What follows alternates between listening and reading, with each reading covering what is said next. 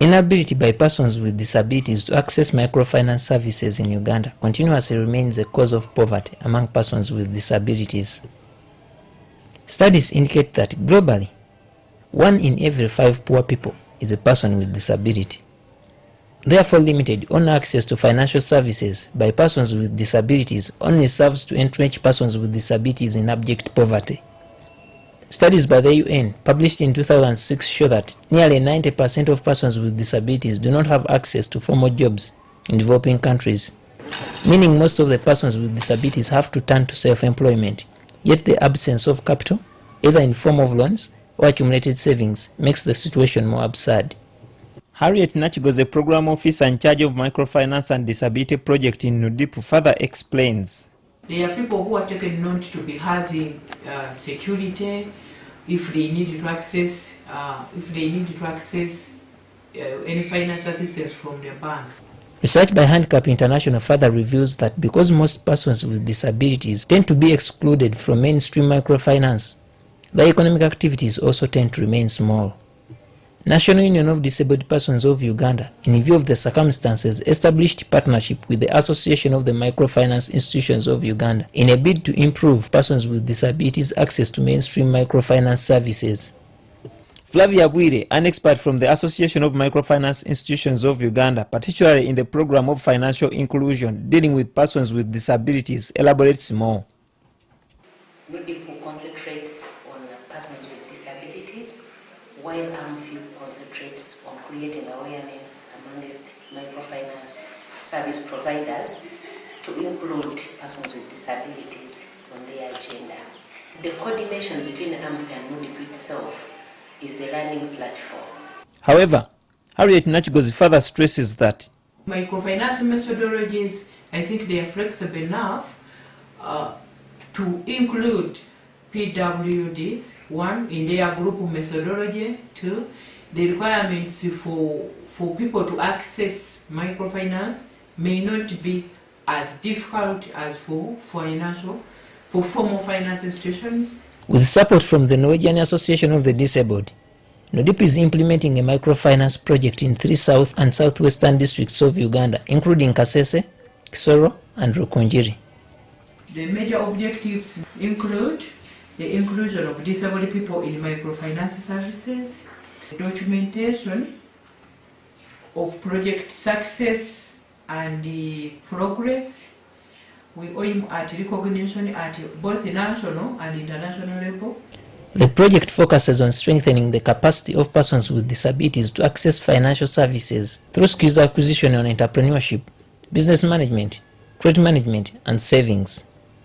Emphasis is being put in strengthening the capacity of persons with disabilities to engage in income-generating activities. For example, persons with disabilities are being encouraged to start a business with any amount of income at their disposal.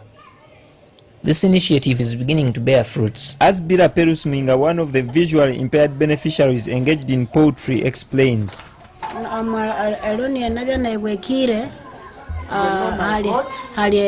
Achitongole chabaleme chindri chikahora from a group of persons with disabilities which is called Mabamba emitwa 10. They gave me 100,000. Emitwa 10 yayo narimuna rangirende ikanyiwa tikaya okutandike business yayi.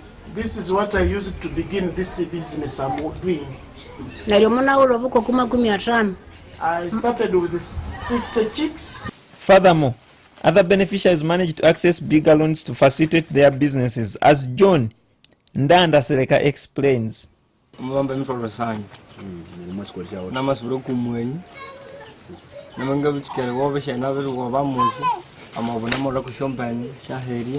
says they gave him 700,000.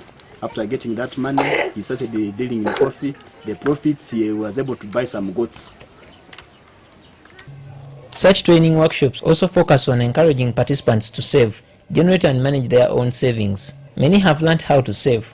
Bila explains how her life has since changed. The training I got helped me when I get money through this, the work I'm doing. I'm able to pay school fees for my son. During the workshops, Participants share success stories.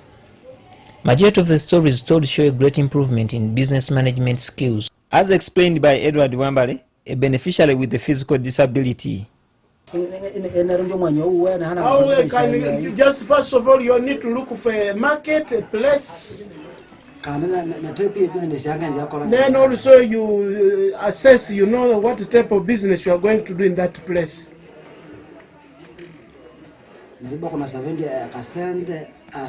So after making all that feasibility study, I decided to go for a loan from Bukonzo Joint. That was in addition to what I had kept myself for my savings that I was doing. However, Peter Baluku, the Finance and Administration Manager, Kasese District Union of Persons with Disabilities, further highlights the project's contribution to the participants. The microfinance project has really helped us to train or to educate our people to acquire skills on how they can get loans, on how they can use the loans. The workshop participants are drawn from a diversity of business ideas. Beneficiaries are involved in a number of income-generating activities.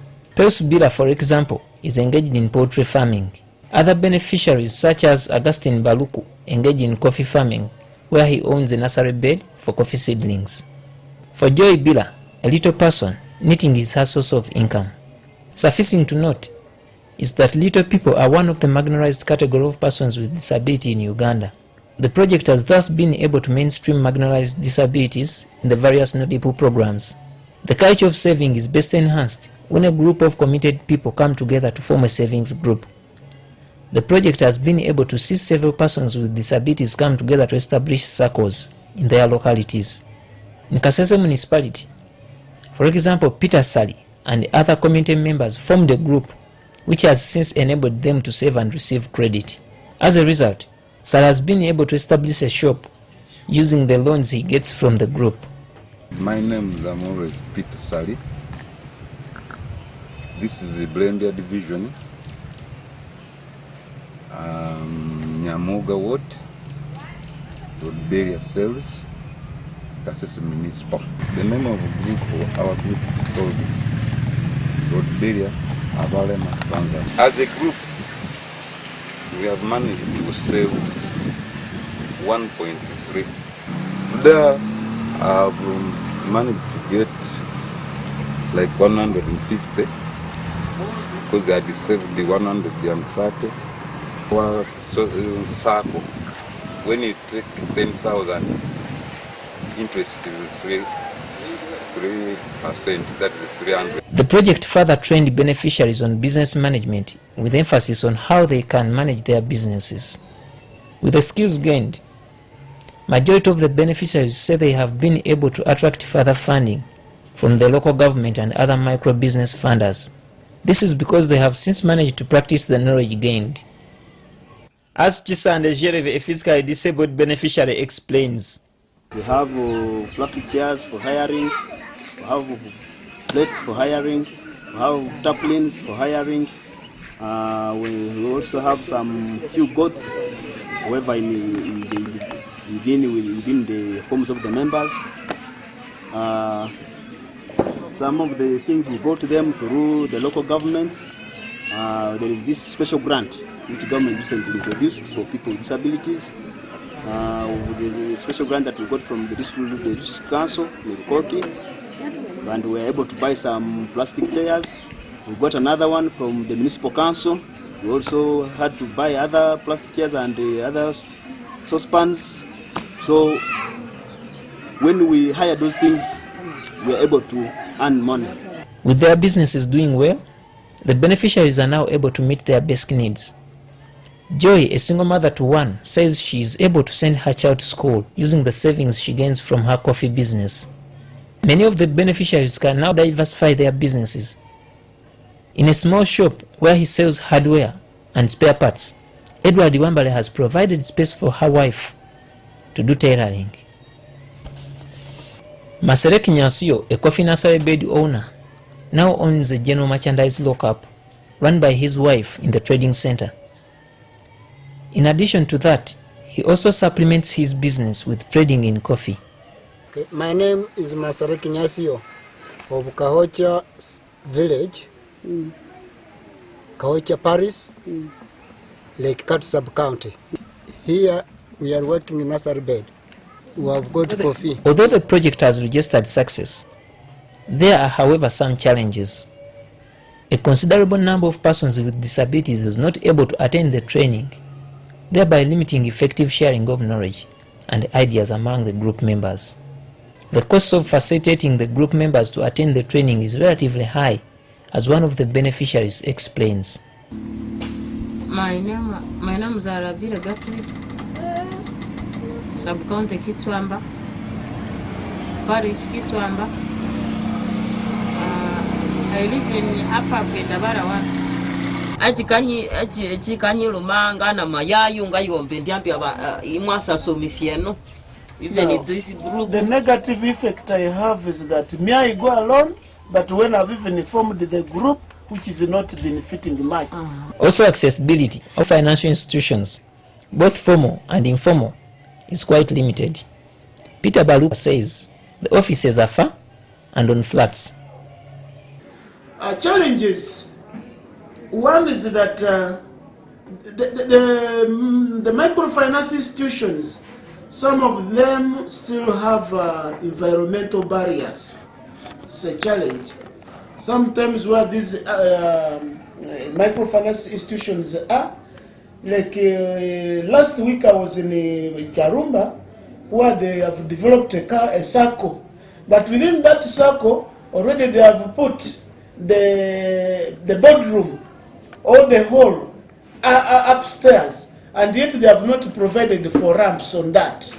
And where even they pass, it's a squeezed thing that a person on crutches can't even try to go up and reach them. It is understandable that 67% of persons with disabilities accessing financial services are physically disabled.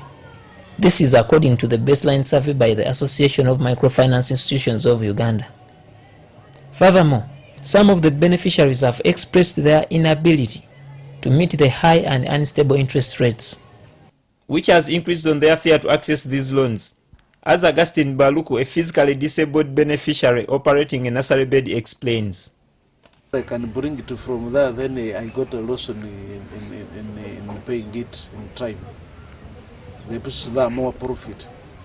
Peter Baluku believes there is more that needs to be done if persons with disabilities are to keep accessing the loans.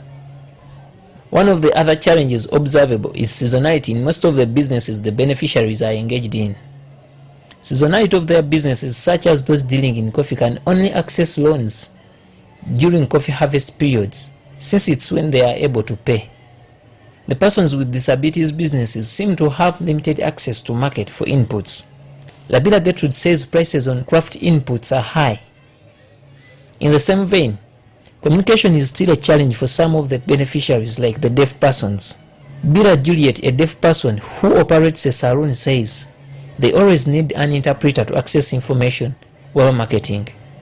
If these challenges are addressed, persons with disabilities will be able to fend for themselves and be productive members in their community. It can only be achieved with concerted efforts from government, development partners, stakeholders, and the general community towards promoting access to microfinance services by the persons with disabilities.